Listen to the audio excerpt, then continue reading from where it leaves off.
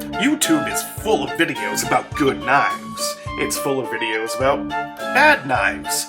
It's high time that someone makes a video about weird knives.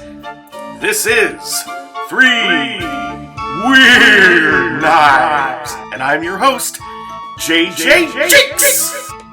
Let's get weird.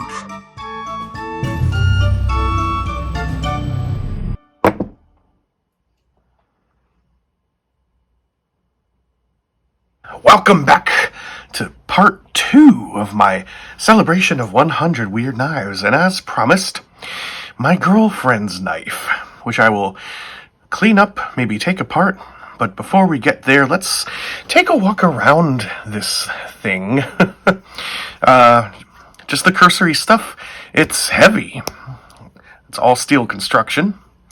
We got steel liners with steel scales. It's got that anodized titanium sort of look, which turned out really well on this piece. A lot of the lower part of the relief came out yellow and light blue, light colors.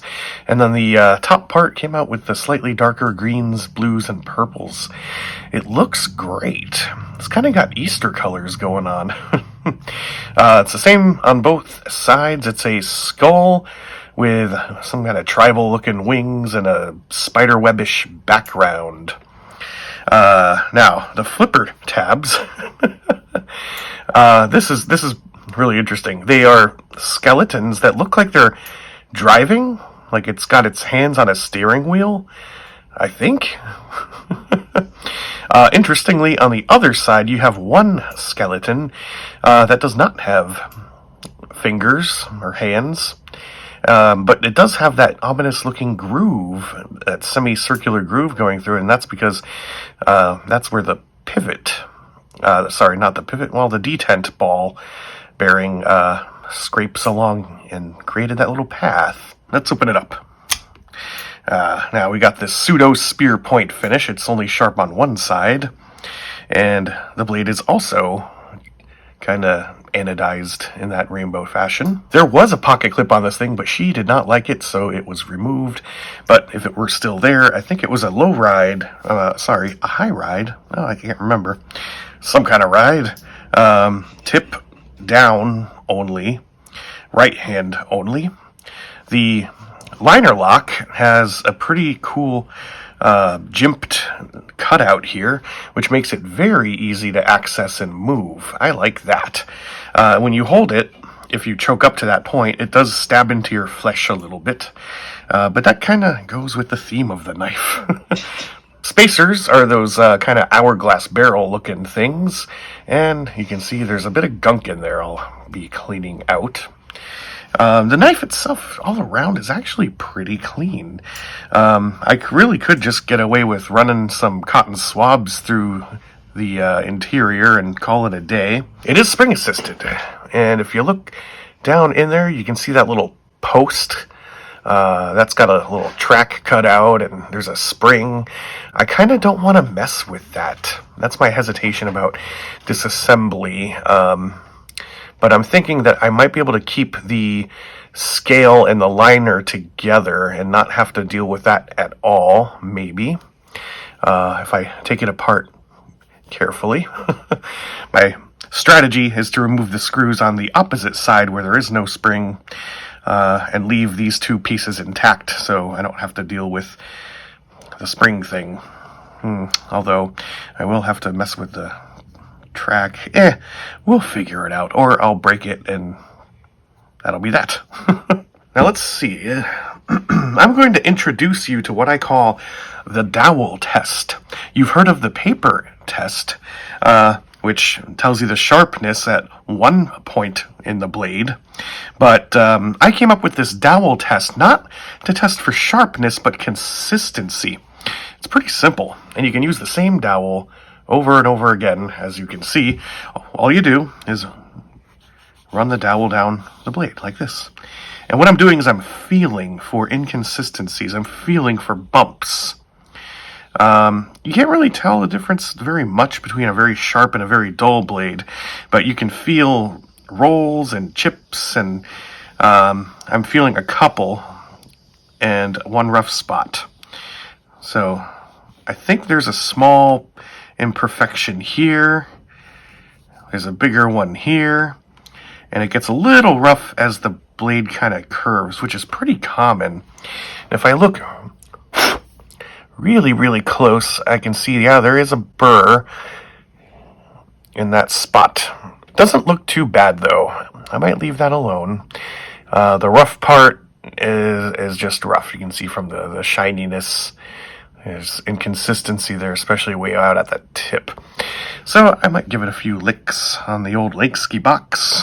And that's the dowel test. I dig it, and I just came up with it. I've never seen anyone else do this.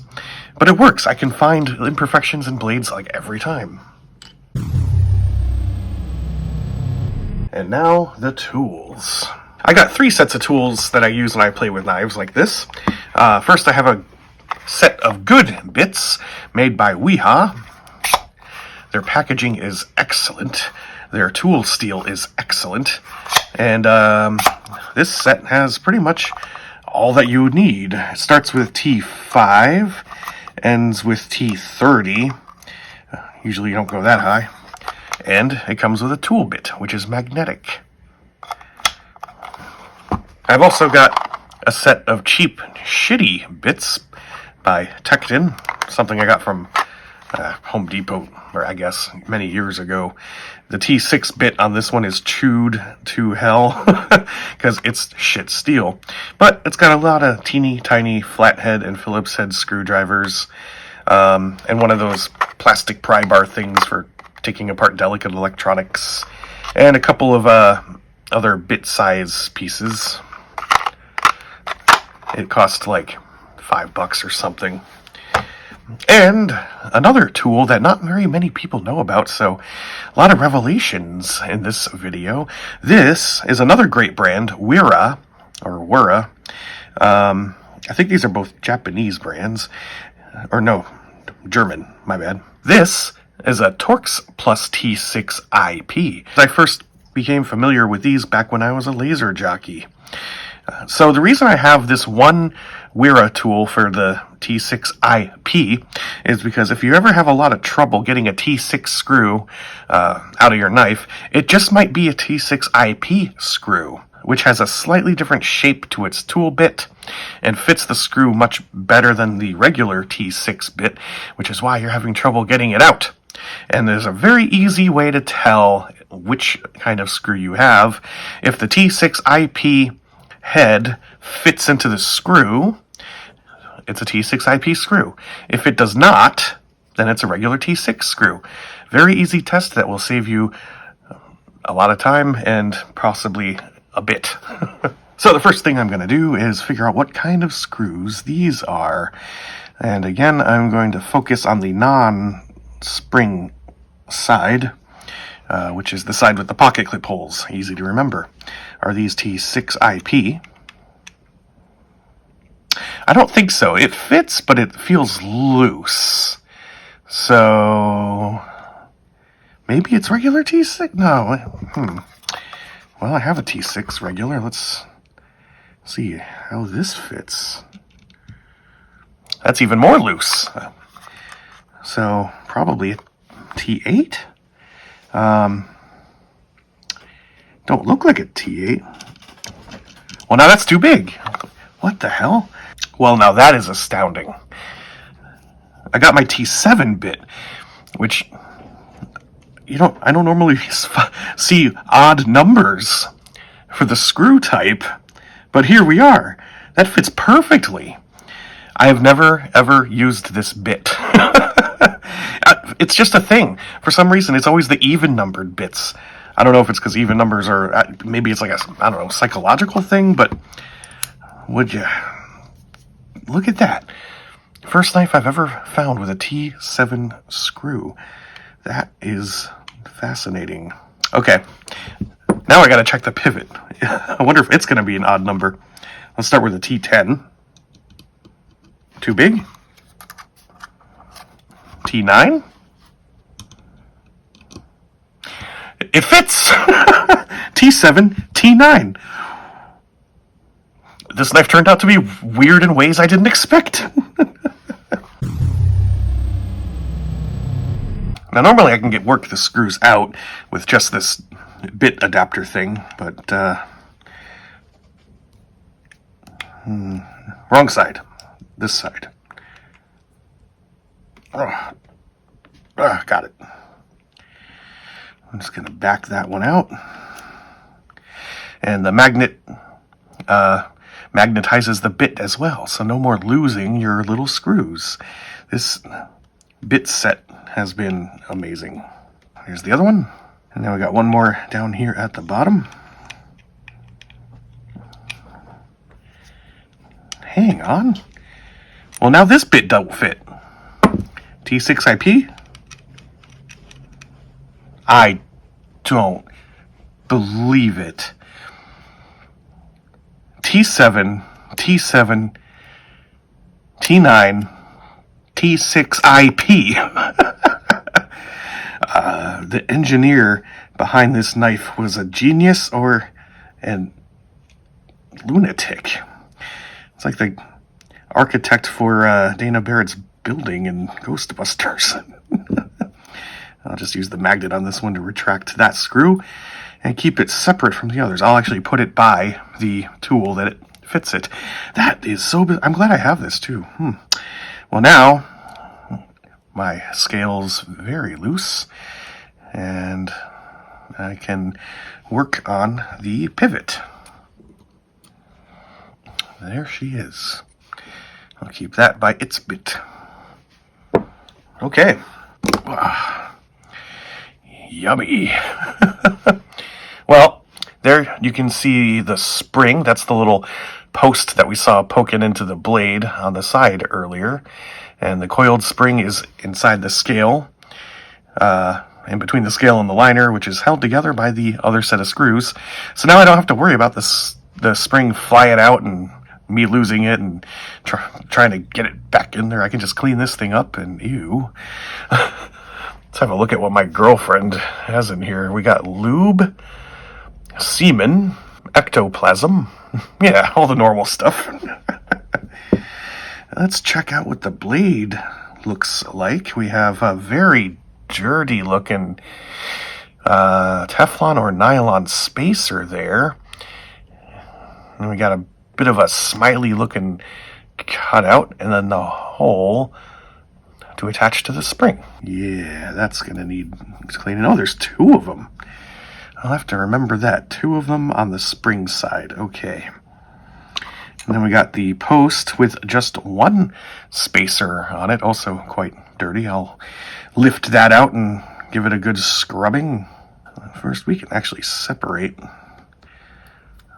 the liner from the scale.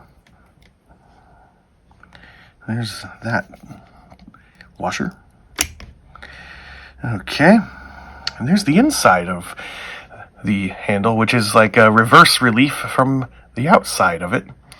So that's what the scale looks like on the inside. I guess that means it was stamped in. And that looks rather handsome too. I wouldn't mind if that was on the outside, the way it's like kind of inversed like that. Pretty neat. Looking at the pivot, I can see that there actually is a small, I forgot what these are called. It's shaped, it's got like a flattened part so that when you reseat the blade, it can only go in if it's in the proper orientation. There is a name for that. I just can't recall right now. Yes, and the stop pin fell out. So hopefully I remember where that goes. Yeah, we'll take the pivot out. Yeah, that's definitely got to be cleaned up. It looks like it still has some little bit of factory grease that has dried and gunked. And there we have it. Not quite fully disassembled, but disassembled enough for a nice, thorough cleaning.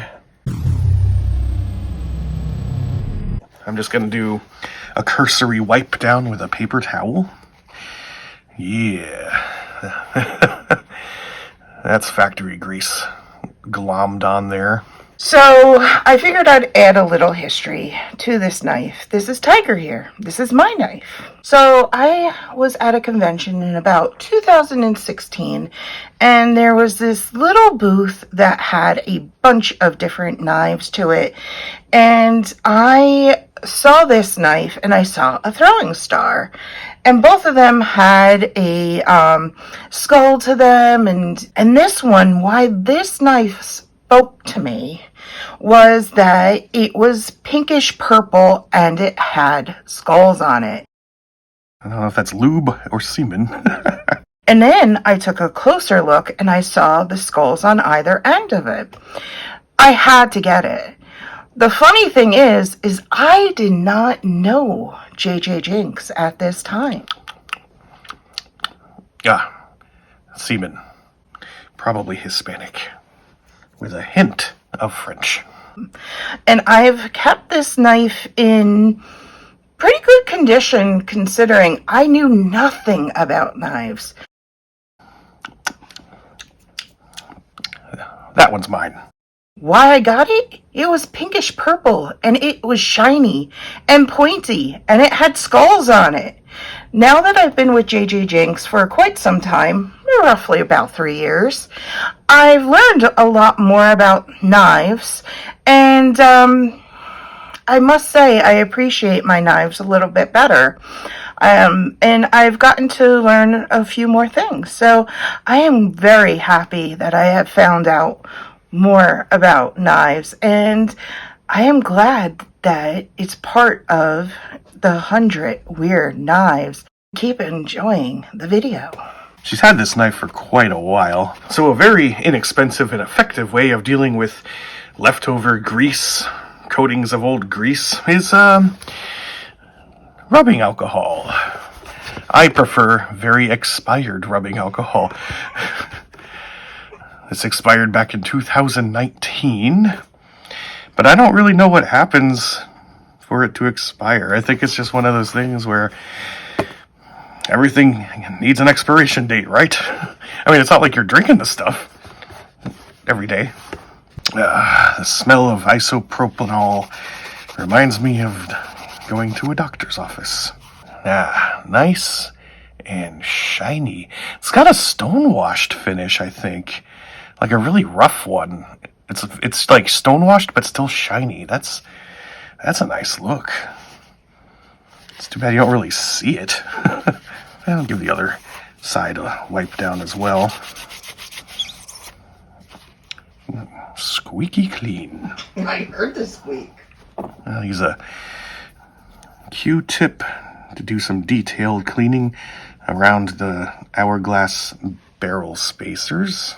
Just kind of move the gunk into an open area where it can then be wiped away.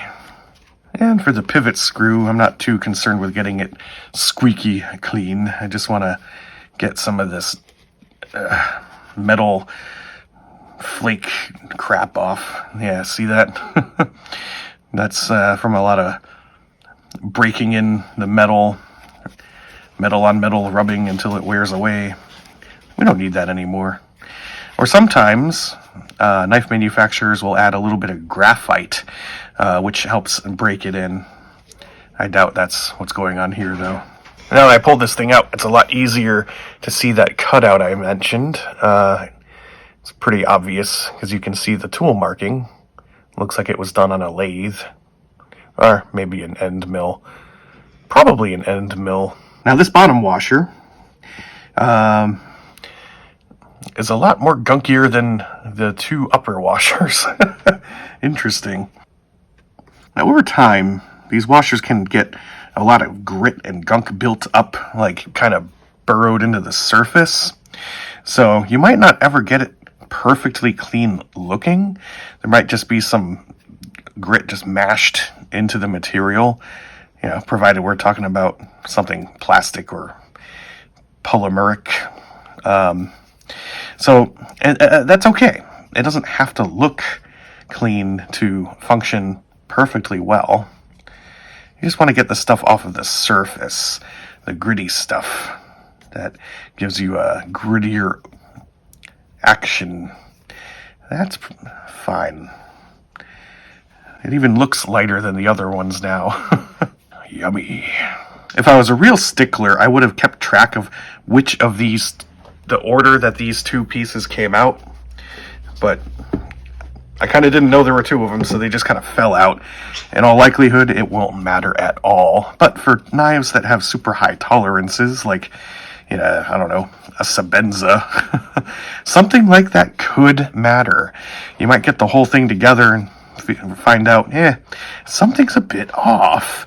And it very well could be the order of the washers, especially if they're ones that need a little breaking in, and then it's sort of like that washer and the parts that it contacts become what are called in the industry a mated pair.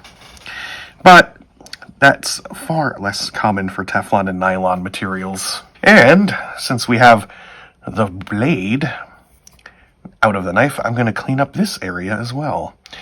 And you can see that big, long, semicircular groove from the detent.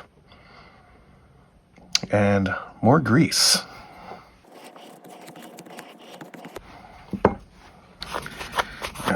Rub out the stubborn cum stains.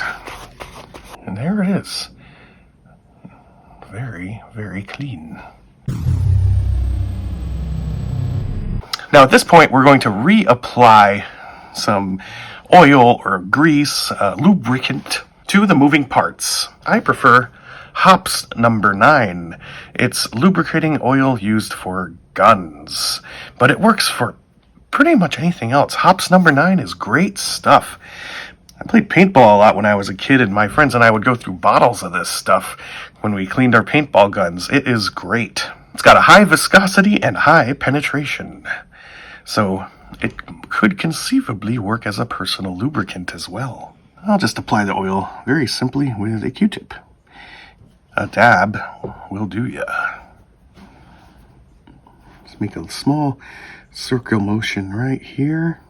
I'm going to reinsert the pivot pin, and you can see in the hole there is a corresponding shape to it for that cutout, keeping everything perfectly aligned, which is a generous design consideration, especially given that this is an inexpensive knife. There you go. Now I'll give a couple swirls of this stuff on to the first spacer as well. Drop it on. Push it all the way down. Then I'll reattach the blade to the spring. This part's going to be tricky because I'm kind of going in blind. Gingerly place that down. Now the stop pin rests in that slot cutout. That's that hole that you see at the end of the slot there. So I'm going to gingerly place that down into its hole.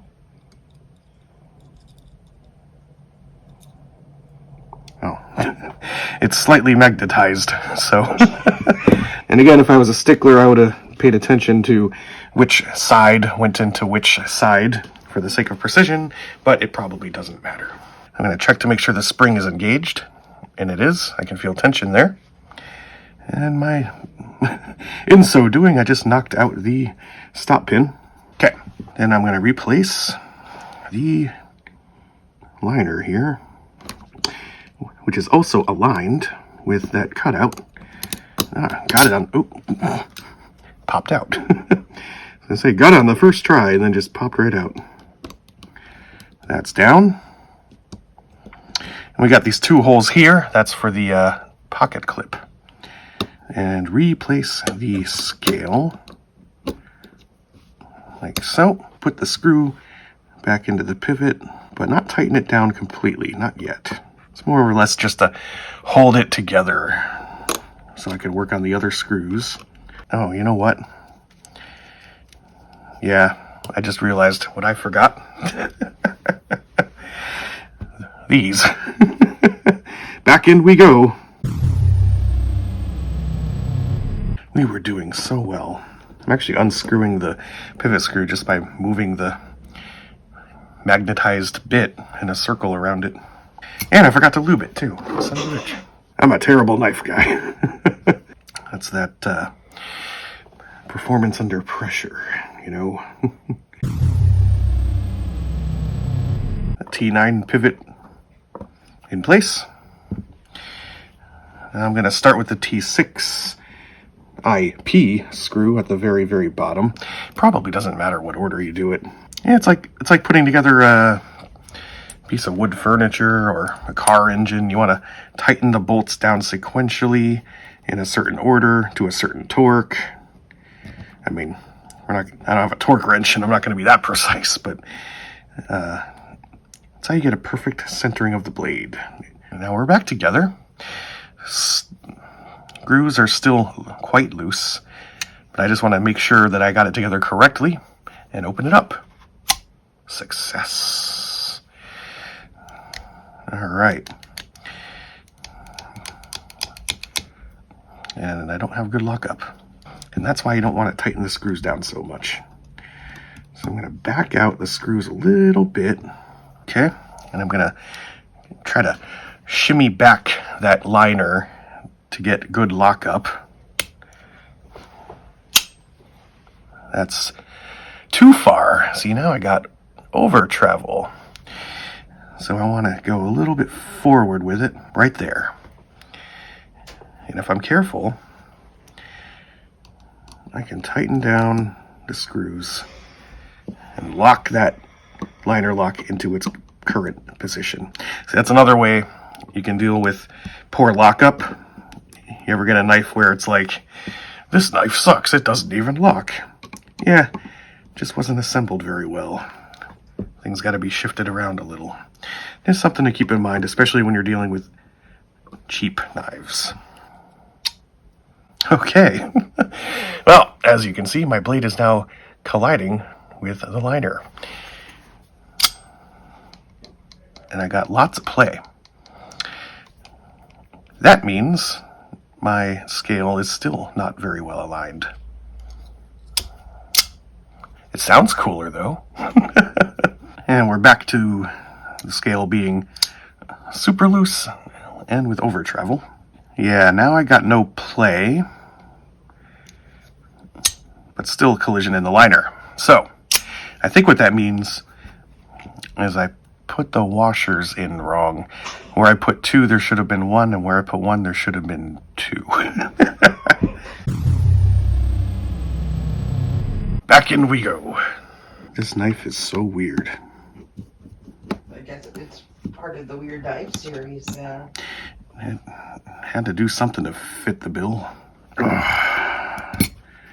Okay, you stay there. Still plenty of lubricant on these things.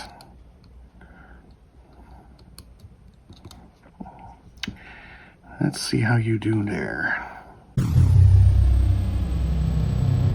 Now the stop pin lost its magnetization. And I've forgotten how to talk. Okay, in there a little loose.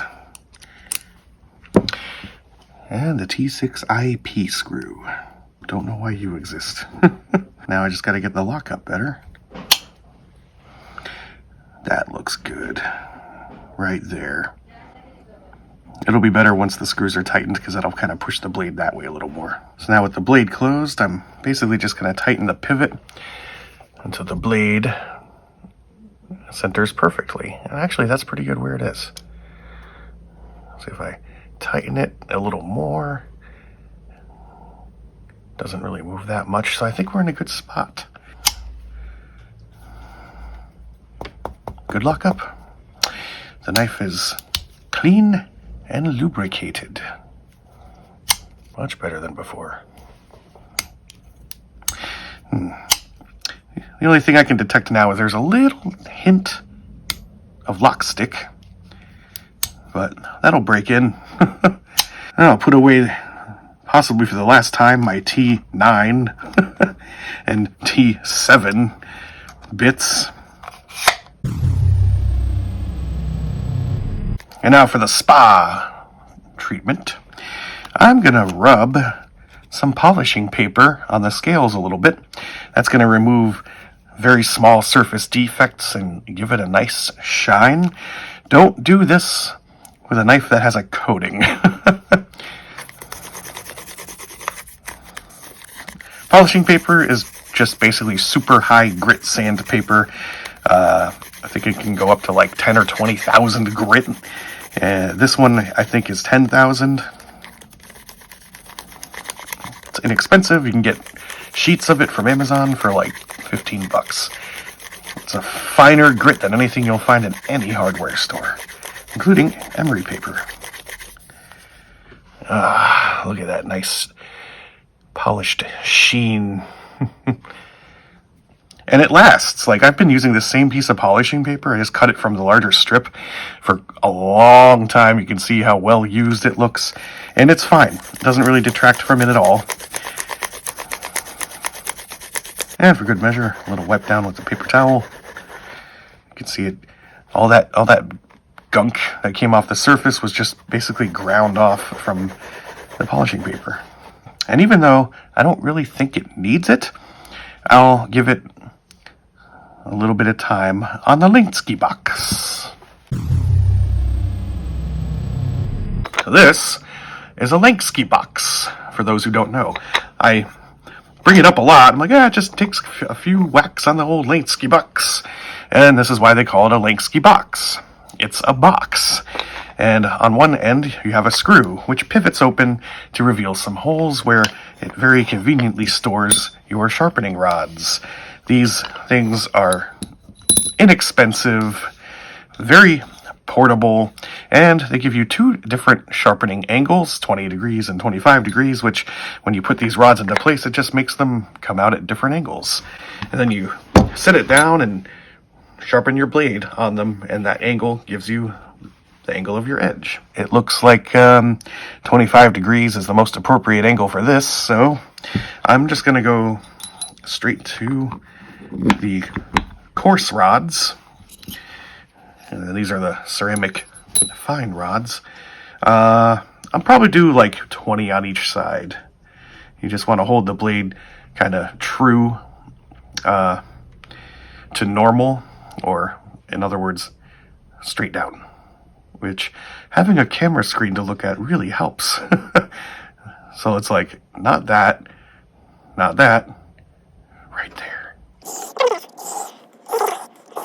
Because I don't want to remove too much material. I'm just kind of giving it a fresh edge.